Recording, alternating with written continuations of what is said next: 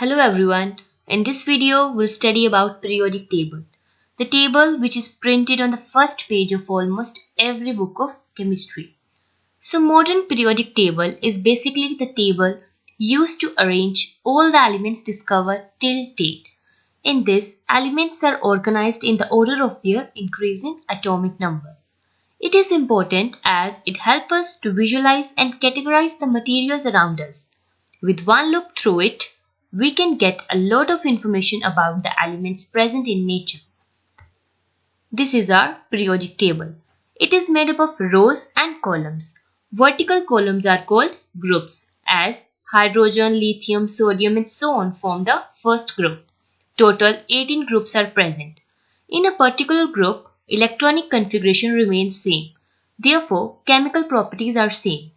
Horizontal rows are called periods. Hydrogen, helium form the first period. Total 7 periods are present. Here chemical properties differ.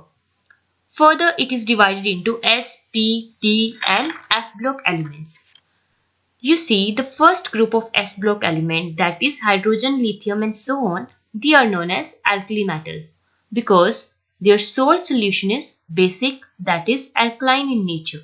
The second group, that is beryllium, magnesium, calcium up to radium, they form alkaline earth metals because they are basic in nature, but these metals are abundantly found in earth crust, so known as alkaline earth metals. Group 3rd to 12th form the D block elements. They are also called transition metals as they show transition in properties on moving from S block to P block. The gaps you see over here, these form the inner transition elements or the F block elements. The first series is the lanthanoid series. Here it is named after its first element lanthanum, and the below one is actinoid series. It is named after its first element actinium. They are placed outside the table so as to maintain the symmetry. In the table, elements are also classified as metals, non-metals and metalloids. You see the green ones, these are the non-metals. Now the 13 to 18 group form the P block elements.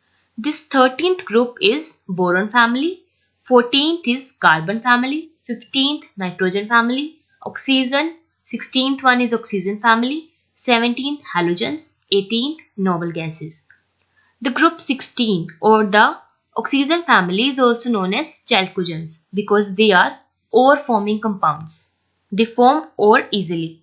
Next, group 17 are known as halogens because halogen means salt former and these elements form salt very easily.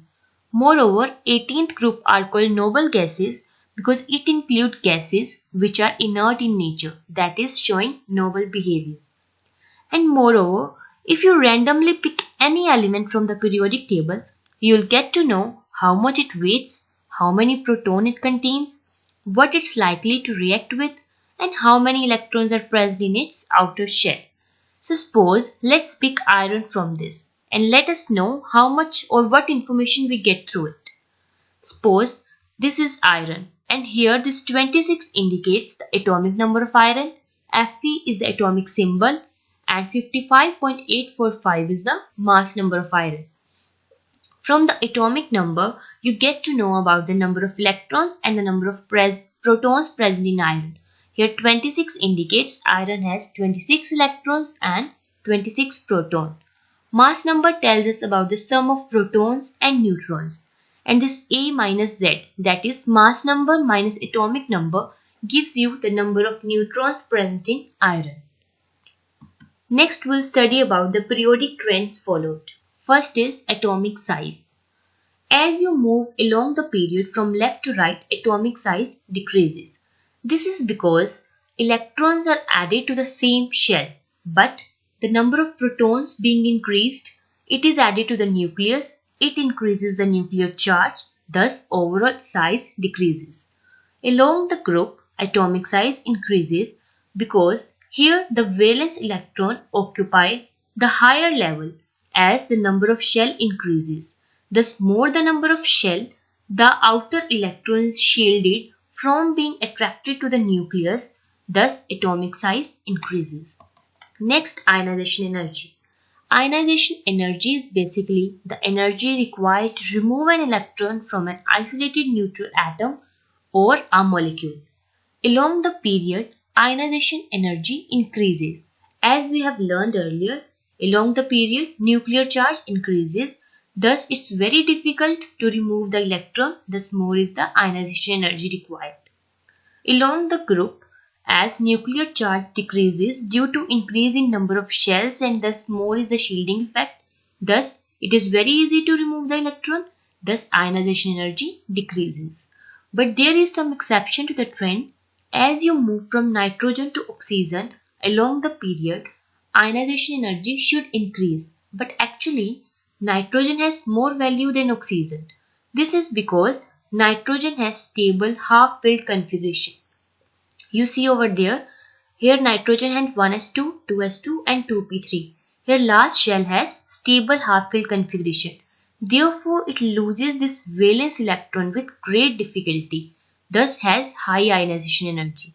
On the other hand, oxygen has configuration 1s2, 2s2, 2p4.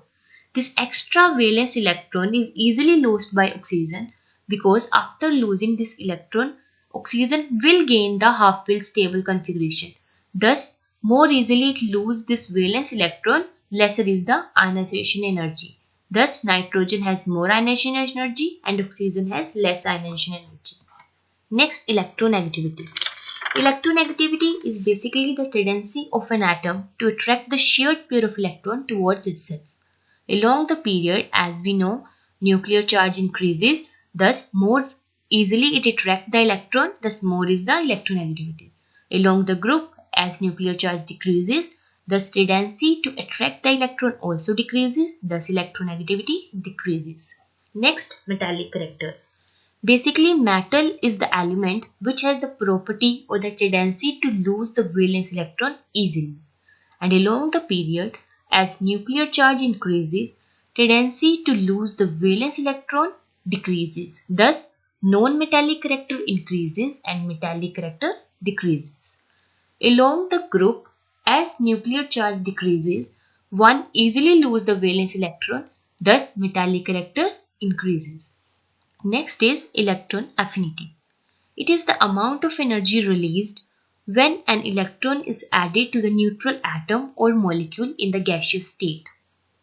Along the period, it increases as nuclear charge increases and the tendency to accept the electron also increases. As a result, fluorine has highest electron affinity because halogens are short of only one electron and therefore after gaining that one electron, they attain the noble gas configuration. Thus, they have the highest tendency to accept that electron, therefore have highest electron affinity. Along the group, it decreases because nuclear charge decreases, thus tendency to accept electron also decreases. Next is melting point.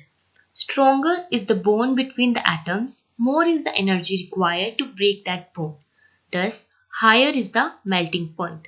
Melting point generally varies and therefore do not form a distinguishable trend across the periodic table. But certain conclusions can be drawn as metals have high melting point and non-metals usually have low melting point. So this table represents the general trends in one look. As you see, atomic radius increases along the period and decreases along the it increases along the group and decreases along the period. And electron affinity, ionization energy and electronegativity, these all increases along the period and decreases along the group. Similarly, metallic character decreases along the period and non-metallic character increases along the period. That's all. Thank you so much for watching the video.